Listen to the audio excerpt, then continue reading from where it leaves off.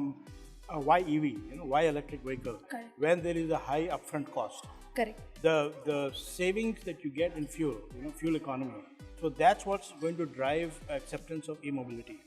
So whatever solution you present, or anybody in the space has to look at the savings of the fuel and also in terms of the upfront cost, and create a bundle, a solution that addresses the fuel savings on one hand and the high upfront cost on the other. So now the question becomes is, in order to address that, you have to be able to finance either your battery or your vehicle. So how do you go about getting that financing, right? Correct. So that becomes the biggest challenge right now.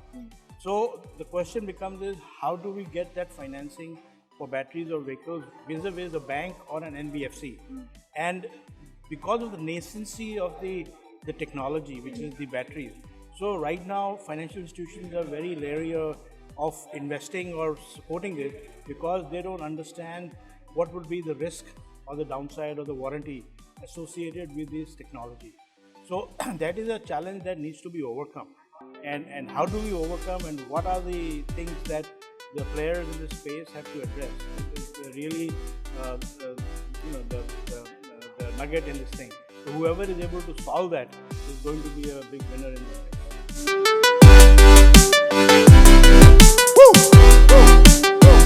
See, right now most of the investment that is coming in is more on the vehicle side, right? Because they have a very clear understanding that, look, if you are operating the fleet operations, that there is a fuel savings to be achieved, and the high upfront cost is negated by the fuel savings.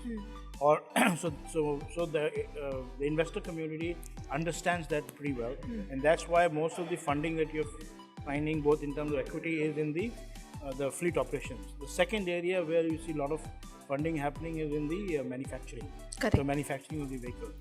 Now, typically the heart of electric vehicle is in the batteries and charging.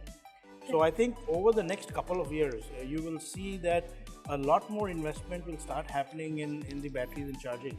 But over the next 2 years, the business models need to be evolved, and also how the technology, what kind of technology is getting accepted in the marketplace, and how they're solving the real world problems, I think is what the industries or the investors are looking at right now.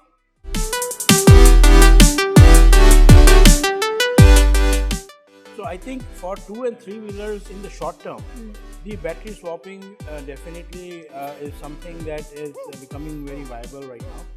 But over the longer period of time, batteries being 40% of the vehicle cost. Correct. And then battery swapping means now you have to have investments in additional battery which is outside the vehicle. So from a financial aspect, with this inventory that goes in place, is that efficient? So over a longer period of time, I think charging is going to be more efficient. But in the shorter period of time, because of the savings that you are getting, I think battery swapping is kind of becoming viable for 2 and 3 wheelers. But I think over a longer period of time, I think charger solution is going to be more efficient than that. I think the way I would like to look at India is in terms of that India is wanting to adopt electric vehicle for 2 basic reasons. One is commercial, and the other one is also the environmental reasons. So I think it's going to happen. There is a big push from the government that's very positive. A lot of support is being provided, but it has to be led by the industry.